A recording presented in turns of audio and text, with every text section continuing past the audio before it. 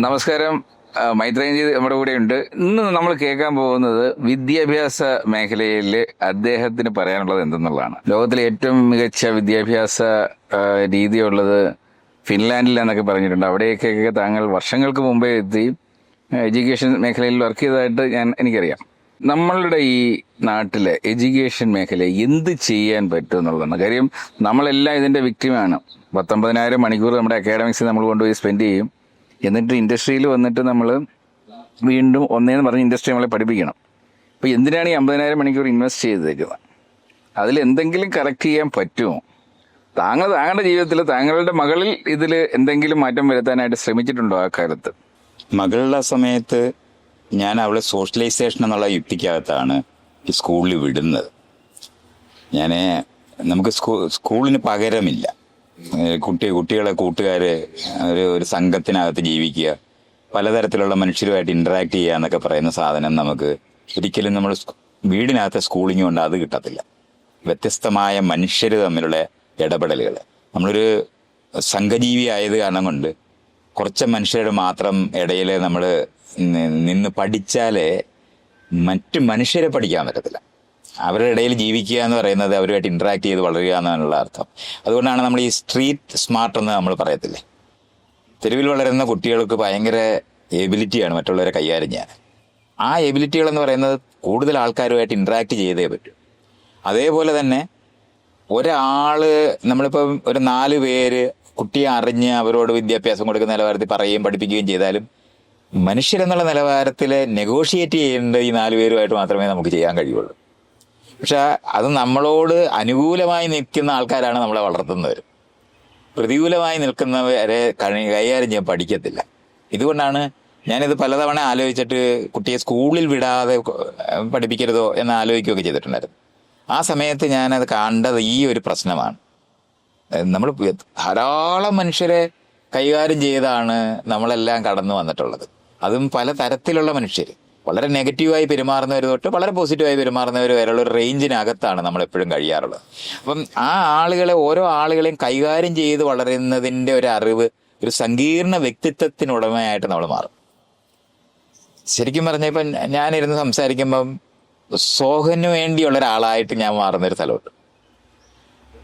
സോഹന്റെ ഭാര്യയോട് പെരുമാറുന്ന പോലെയല്ല എന്നോട് പെരുമാറുന്നത്, അച്ഛനോട് പെരുമാറുന്ന പോലെയല്ല അമ്മയോട് പെരുമാറുന്നത്, സഹോദരങ്ങളോട് പെരുമാറുന്നത് ഒക്കെ നമ്മൾ നോക്കണം. വ്യത്യസ്തമായിട്ടുള്ള ഒരു സങ്കീർണ വ്യക്തിത്വമാണ് നമ്മൾ വളർന്നു വരുന്നത്. പക്ഷെ നമ്മൾ ഈ വളരെ പ്രൊട്ടക്റ്റീവായിട്ട് വിഷയങ്ങൾ പഠിപ്പിച്ചാൽ മതി എന്ന് വിചാരിച്ചിട്ട് ചുറ്റുപാടുള്ളവരുമായിട്ട് മിങ്കിൾ ചെയ്യാതെ വളർത്തുകയാണെങ്കിൽ ഈ എബിലിറ്റിയാണ് നഷ്ടപ്പെടുന്നത്.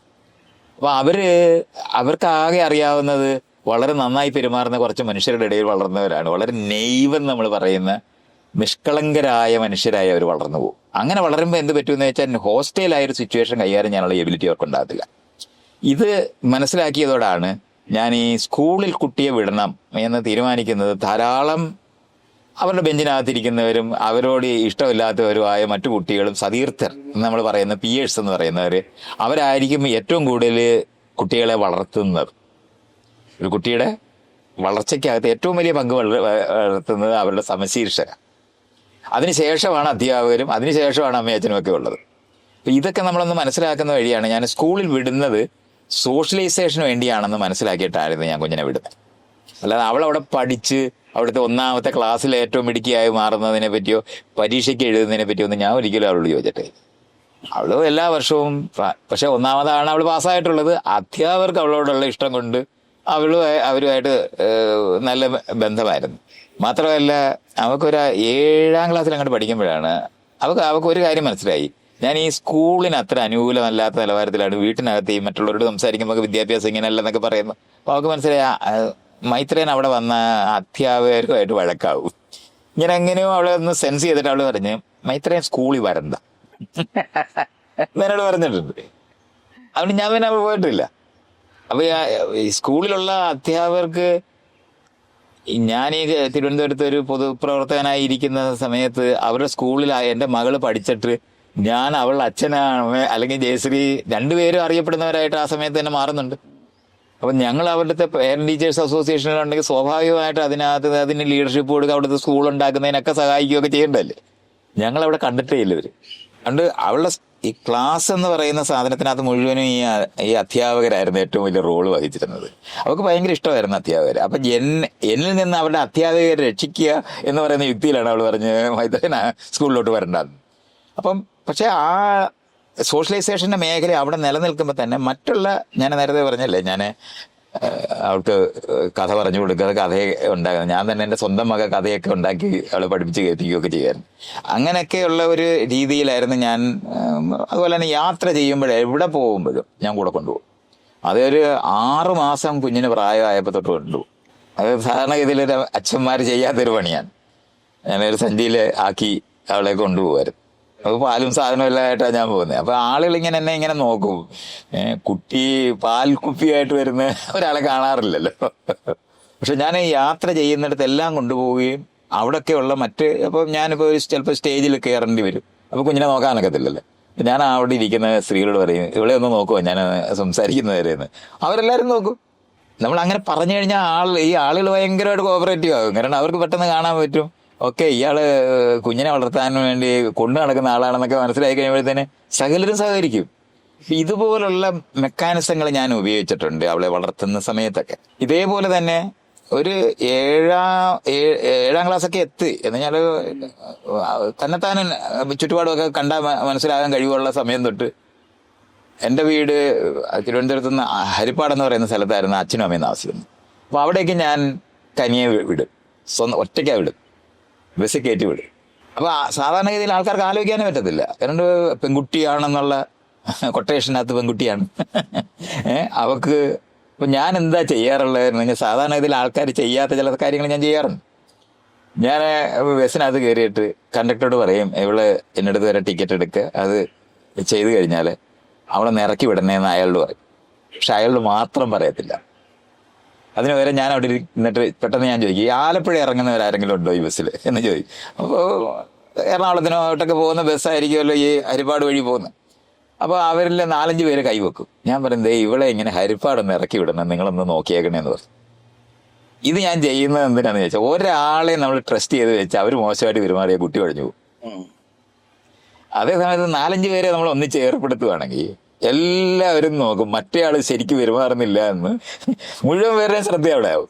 ഇതൊരു ചെറിയ ടെക്നിക്കുകളാണ്. ഞാൻ ഇതുപോലുള്ള ചെറിയ കാര്യങ്ങൾ ചെയ്യുമായിരുന്നു. ഇതുപോലെ തന്നെ ഞാനിപ്പോൾ ഒരു സ്ഥലത്ത് പോകുമ്പോൾ ഞാൻ അവളെ കൊണ്ടുപോകും. പക്ഷേ എനിക്ക് അവളെ കൂടെ കൊണ്ട് നടക്കാൻ കഴിയാത്ത ഒരു സ്ഥലത്താണ് ഞാൻ പോകുന്നതെന്നുണ്ടെങ്കിൽ ഏതെങ്കിലും അടുത്ത് എനിക്ക് പരിചയമുള്ള ഒരു വീട്ടിലോട്ട് ഞാൻ അവളെ നിർത്തിയിട്ട് പറയും, ഞാൻ ഒരു 4 മണിക്കൂർ കഴിഞ്ഞ് തിരിച്ചു വരും, ഇവരെ ഒന്ന് നോക്കിക്കാണെന്ന് പറയും. പുതിയൊരു വീട്. അപ്പം ഇടയ്ക്ക് അവൾ അവരുടെ കൂടെ ഒക്കെ ചേർന്ന് കളിച്ചുകൊണ്ടിരിക്കുന്നതിനിടയ്ക്ക് അവൾ ഓർമ്മ വരുമല്ലേ ഞാനില്ല എന്നുള്ളത്. ഇതൊക്കെ കുഞ്ഞായിരിക്കുമ്പോഴാണ് ഞാൻ ഈ പറയുന്നത്. ഇതുപോലുള്ള മെക്കാനിസങ്ങൾ ഞാൻ അവളെ രൂപപ്പെടുത്തുന്നതിനകത്ത് ചെയ്തിട്ടുണ്ട്. ഇപ്പൊ സോഷ്യലി മറ്റുള്ള ആൾക്കാർ എല്ലാ സ്ട്രാറ്റയിലും പെടുന്ന വ്യത്യസ്തമായ സമൂഹത്തിൽ പെടുന്ന ആൾക്കാരുമായിട്ട് ബന്ധപ്പെട്ടാണ് അവൾ വളർന്നിട്ടുള്ളത്. അതുപോലെ തന്നെ വീട്ടിനകത്ത് മറ്റേ ഒരു കുഞ്ഞ് വളരുവാണെങ്കിൽ തീരെ ഒറ്റപ്പെട്ടു പോകും എന്നൊക്കെ പറഞ്ഞിട്ട് അങ്ങനെ ഒരു തിയറിയും സൈക്കോളജിയും ഒക്കെ ഉണ്ടല്ലോ. ഞാൻ അവളൊറ്റയ്ക്കാണ് വളരുന്നതെന്നുണ്ടെങ്കിൽ അവള് എൻ്റെ വീട്ടിനകത്ത് മാത്രമായിട്ട് അവളെ വളർന്നിട്ടുള്ളത്. നാട്ടിലെ അവൾ വളർന്ന ആ പ്രദേശത്തുള്ള ഒരു 10 വീട്ടിലെങ്കിലും അവളുടെ പ്രായത്തിലുള്ള കുട്ടികളുമായിട്ട് കളിച്ച അവൾ വളർന്നിട്ടുണ്ട്. ഈ കുട്ടികളെ മുഴുവനും ഞാൻ താമസിക്കുന്നിടത്തേക്ക് വരും. കാരണം അവിടെ ആരും അവരെ ഭരിക്കാൻ ആരും ഇല്ല. അതുകൊണ്ട് വളരെ സ്വാതന്ത്ര്യത്തോടായിരിക്കും കുട്ടികൾ അവിടെ പെരുമാറുന്നത്. അതുകൊണ്ട് അവർ മുഴുവൻ അപ്പം ഇത്രയധികം കുട്ടികളുമായിട്ട് കളിച്ച് വളരുക എന്ന് പറയുന്ന കാര്യങ്ങൾ ചെയ്തിട്ടുണ്ട്. ഇതുപോലുള്ള മേഖലകളായിരുന്നു ഞാൻ ശ്രദ്ധിച്ചിട്ടുള്ളത്.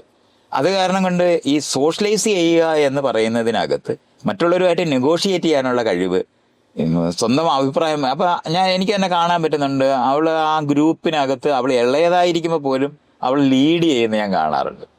അത് ഈ പറയുന്ന സ്വാതന്ത്ര്യം ഉള്ളത് കൊണ്ടാണ്. നമ്മളിങ്ങനെ മോണിറ്റർ ചെയ്ത് വളർത്തുന്ന കുട്ടികൾ ഡൊസൈലായിപ്പോൾ, അവർക്ക് സ്വന്തമായ എബിലിറ്റി ഇല്ലാതായിപ്പോൾ. അപ്പം ഇതുപോലുള്ള മേഖലകളിലെല്ലാമായിരുന്നു ഞാൻ ഏറ്റവും കൂടുതൽ ശ്രദ്ധിച്ചിട്ടുണ്ട്. യാത്ര ചെയ്യാൻ കൂടെ കൂട്ടുക, ഒറ്റയ്ക്ക് യാത്ര ചെയ്യാൻ വിടുക, ഈ പറയുന്ന മറ്റു മനുഷ്യരുമായിട്ട് ഇൻട്രാക്ട് ചെയ്ത് വളരുക.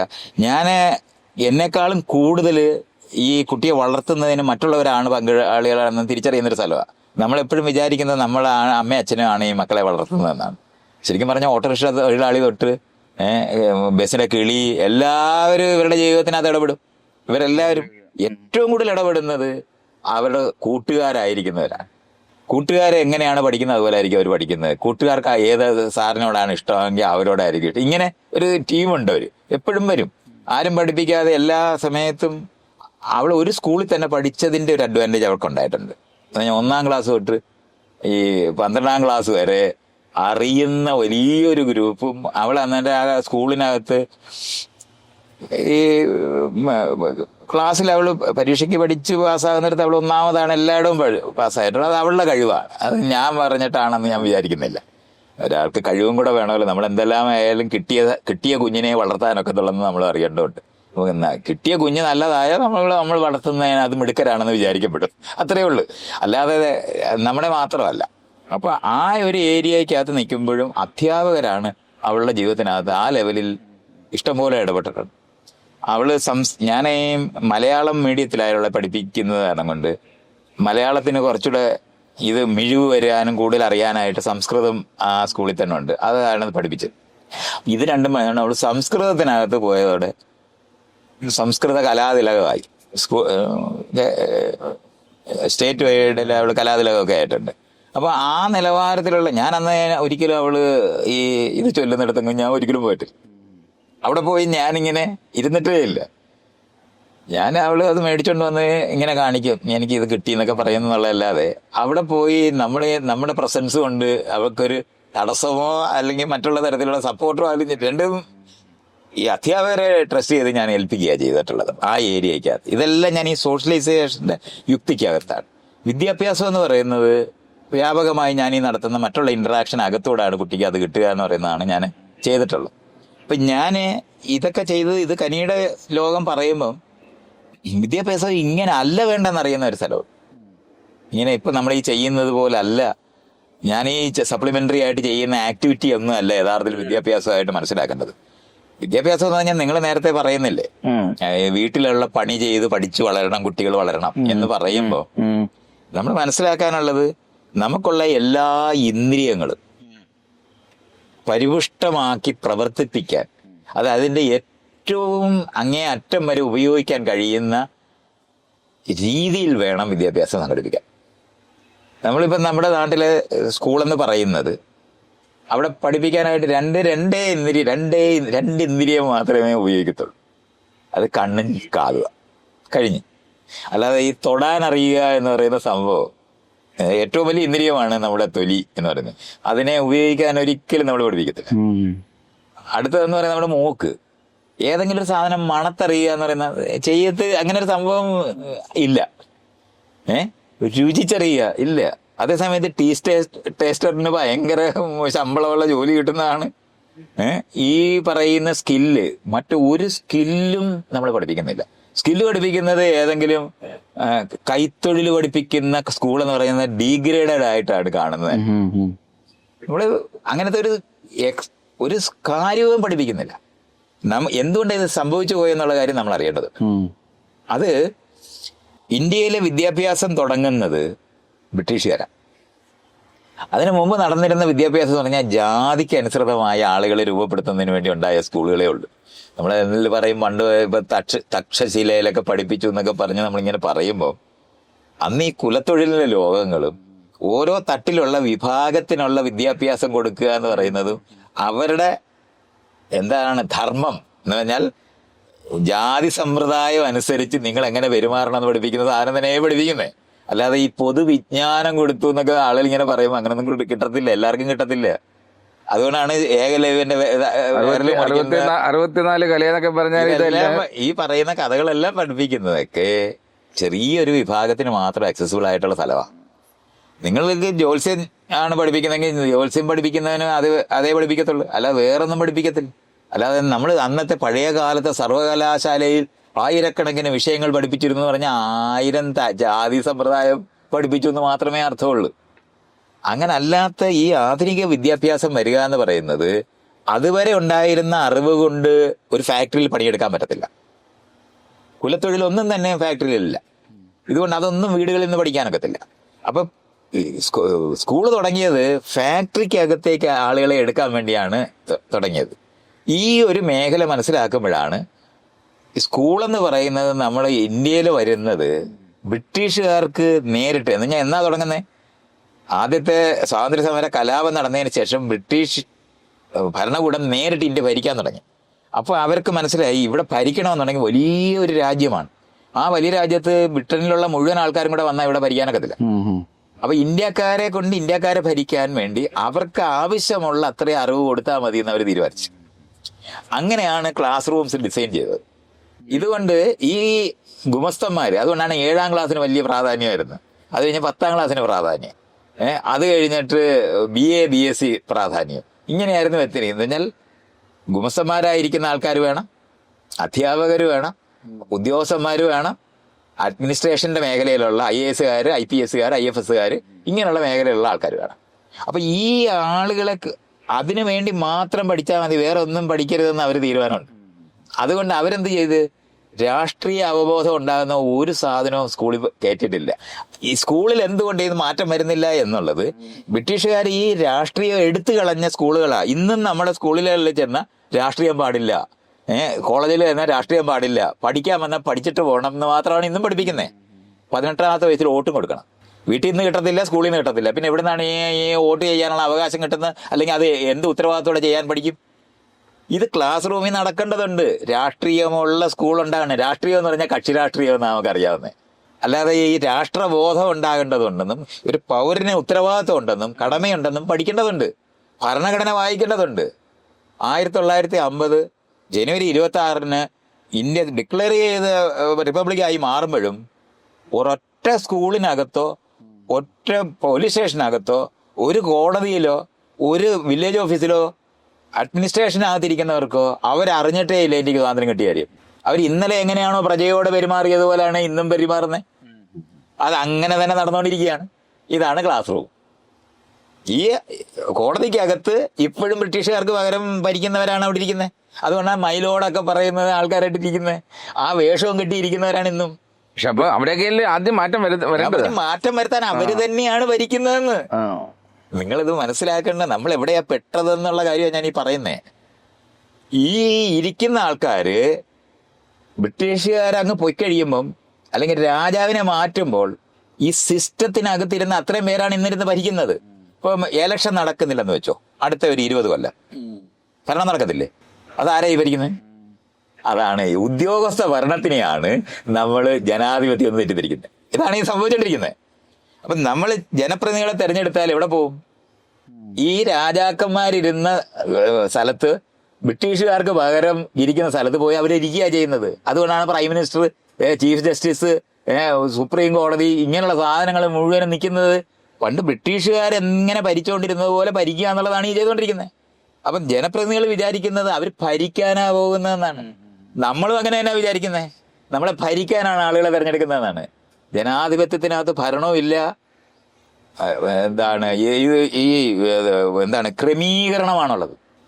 എങ്ങനെയാണ് ആകെ കിട്ടിയ കാശ്, ടാക്സ് ആയിട്ട് പിരിച്ചെടുത്തിരിക്കുന്ന കാശ് ജനങ്ങളുടെ ഇൻഫ്രാസ്ട്രക്ചറിനെ എങ്ങനെ ഉപയോഗിക്കണം എന്ന് പറയുന്നത് ആലോചിക്കാനാണ് നമ്മൾ ഈ ഭരണമല്ല. അപ്പൊ ജനാധിപത്യത്തിനകത്ത് എന്താ ഉള്ളത്? സേവനമാണ്, സർവീസാണ്. ഇതിന് പകരം എല്ലാവരും ഭരിക്കാനാ പോകുന്നത്. അപ്പൊ ഈ ഭരിക്കാൻ വേണ്ടിയുള്ള ആൾക്കാര് അതുകൊണ്ട് എന്ത് പറ്റി? ഒരു വോട്ട് കൂടുതൽ കിട്ടിയാലേ ജയിക്കത്തുള്ളൂ. അപ്പൊ ജയിക്കാൻ വേണ്ടി ഉണ്ടാകുന്ന ആൾക്കാർക്ക് വേണ്ടി ഈ നാട് മാറിക്കൂടാന്ന് ഈ ജയിക്കണം എന്നുള്ളവർക്ക് കണ്ടുപിടിച്ച്. അപ്പൊ നമ്മൾ എന്ത് ചെയ്തിട്ട് രാജാവിനെ മാറ്റിയപ്പം ഈ അമ്പലത്തിലും പള്ളിയിലും എല്ലാം കിട്ടുന്ന കാശ് രാജാവിന് കൊടുക്കണമായിരുന്നു. ആ കാശ് മുഴുവൻ മത നേതാക്കളുടെ കയ്യിലായി. ആ മത നേതാക്കളാണ് ഇന്ന് രാജ്യം ഭരിച്ചുകൊണ്ടിരിക്കുന്നത്. അതുകൊണ്ട് ഈ വോട്ട് ബാങ്ക് സിസ്റ്റം ഉണ്ടായത് അങ്ങനെയാ. അപ്പൊ രാഷ്ട്രീയക്കാർ കണ്ടുപിടിച്ച് ഇവർ മാറിയാൽ നമുക്ക് ഈ വോട്ട് നിലനിർത്താൻ പറ്റത്തില്ല. ആ ഒരു പ്രശ്നം വന്ന കാരണം കൊണ്ട് നമ്മുടെ ആൾക്കാർക്ക് വോട്ട് കൊടുക്കുന്ന ആളുകളെ അങ്ങനെ തന്നെ നിലനിർത്തുക എന്ന് പറയുന്നതാണ് ഈ സിസ്റ്റം.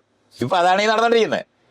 ഇതുകൊണ്ടാണ് ഈ കിട്ടുന്ന പണം മുഴുവൻ മത നേതാക്കളുടെ കയ്യിലും ഒരു ചെറിയ വിഭാഗമായിരുന്ന ബ്രിട്ടീഷുകാരുടെ കാലത്ത് എന്താണ് റെഡ് ഫോർട്ടിൽ തടിച്ചുകൂടിയ കുറച്ച് ജനതയുണ്ട്. അവര് മാത്രമാണ് സ്വാതന്ത്ര്യം കിട്ടിയ ആരും അറിയുന്നത്, വേറെ ആരും അറിഞ്ഞിട്ടില്ല. ഇതുകൊണ്ടാണ് ഈ ക്ലാസ് റൂമും മാറിയിട്ടില്ല, ഈ സ്ഥാപനങ്ങളും മാറിയിട്ടില്ല. നമ്മൾ ആകെ വിചാരിക്കുന്ന അറിയാമോ? സംശുദ്ധ ഭരണം എന്നാണ് നമ്മൾ പറയുന്നത്. അഴിമതി ഇല്ലാത്ത ഒരാളെ തെരഞ്ഞെടുത്തു കഴിഞ്ഞാൽ ഭരണം നടക്കുന്നതാണ്, നല്ല ഭരണം. അപ്പൊ എന്താണ് സംഭവിച്ചതെന്ന് പറഞ്ഞാൽ ഈ സ്ഥാപനങ്ങളൊന്നും മാറിയിട്ടില്ല. അത് ഇത്രയാണ് മനസ്സിലാക്കേണ്ടത്. ഇപ്പം നമ്മൾ രണ്ടുപേരും നല്ല ആൾക്കാരാണെന്ന് സ്വയം തെറ്റിദ്ധരിക്കുന്നവരാണെങ്കിലും ആണല്ലോ. നമ്മുടെ കൈ തോക്ക് തന്നിട്ട് നല്ല വെടി വെക്കണമെന്ന് പറഞ്ഞാൽ എങ്ങനെയാണ് ശരിയാകുന്നത്? അയലത്തുകാരനെ സ്നേഹിക്കാനായിട്ട് നമുക്ക് തന്നിരിക്കുന്നത് തോക്കും വാളും വടിയുമാണ്. അത് വെച്ച് എങ്ങനെ സ്നേഹിക്കാൻ പറ്റും? പറ്റത്തില്ല. അവരെ കൊല്ലാനേ അത് പറ്റത്തുള്ളൂ. ഇതുപോലാണ് ഈ പോലീസുകാരോട് നമ്മൾ പറയുന്നത്. അവർക്ക് വാളൊന്നും കൊടുക്കുന്നില്ലെന്നേ ഉള്ളൂ, അവർക്ക് വടിയും തോക്കുമാണ് കൊടുക്കുന്നത്. ഭരിക്കാനുള്ള ആൾക്കാർക്ക് വേണ്ടിയാണ് അവരെ ട്രെയിൻ ചെയ്തുകൊണ്ടിരിക്കുന്നത്. അപ്പൊ അവർക്കൊരിക്കലും മര്യാദയ്ക്ക് നമ്മളോട് പെരുമാറാൻ പറ്റത്തില്ല. ഉദ്യോഗസ്ഥന്മാരും അറിഞ്ഞിട്ടില്ല ഇത് ഈ മുന്നേ വന്നിരിക്കുന്നത് പൗരനല്ല, പ്രജയല്ല, പൗരനാണെന്ന് അവർ അറിഞ്ഞിട്ടേ ഇല്ല. കോടതിയിലിരിക്കുന്ന ജഡ്ജി ഇതുവരെ കേട്ടിട്ട് പോലും ഇല്ല ഭരണഘടന എന്താണെന്ന്. അയാൾക്ക് മനുസ്മൃതിയെ അറിയാവുന്നത്. അത് നോക്കി വായിച്ചിട്ടാണ് അയാൾ ഇത് പറയുന്നത്. ഭഗവത്ഗീതയൊക്കെ വായിക്കും. ഈ ജഡ്ജിമാരുടെ കോട്ടിനകത്ത് നിങ്ങൾ നോക്കിയാൽ മതി. ഇതൊന്നുമല്ല ഭരണഘടന. ഭരണഘടനയായിട്ട് ഒരു ബന്ധമില്ലാത്ത സംവിധാനങ്ങളായി ഇരിക്കുന്ന മുഴുവനും. അപ്പൊ ഇതിനകത്തേക്കാണ് നമ്മൾ ഈ രാഷ്ട്രീയമില്ലാത്ത ജോലി ചെയ്യാൻ മാത്രം ഉപയോഗിക്കുന്ന സ്കൂൾ നടത്തി പിള്ളേരെ ഉണ്ടാക്കി പുറത്തോട്ട് വിട്ടുകൊണ്ടിരിക്കുന്നത്. 75 വർഷമായിട്ട് ചെയ്തുകൊണ്ടിരിക്കുക. ഇതുകൊണ്ടാണ് നിങ്ങൾ ചോദിക്കുന്ന ചോദ്യം, ഇത് എന്താ ഈ നടക്കാത്തതെന്ന്. നടക്കാനായിട്ട് ഉദ്ദേശിച്ചിട്ടേ ഇല്ല, അത് മാറിയിട്ടേ ഇല്ല. ഇത് മുഴുവൻ അഴിച്ചേ പറ്റത്തുള്ളൂ. പഠനമെന്ന് പറയുന്നത് വളരെ വ്യത്യസ്തമായി ചെയ്യേണ്ടതാണ്. ഞാൻ നേരത്തെ പറഞ്ഞില്ലേ, എല്ലാ ഇന്ദ്രിയങ്ങളും ഒക്കെ ഉണർത്തുന്ന പണികളുണ്ട്. അത് നമുക്ക് അടുത്ത ഒരു ഇതിനകത്ത് പറയാം. ഓക്കെ.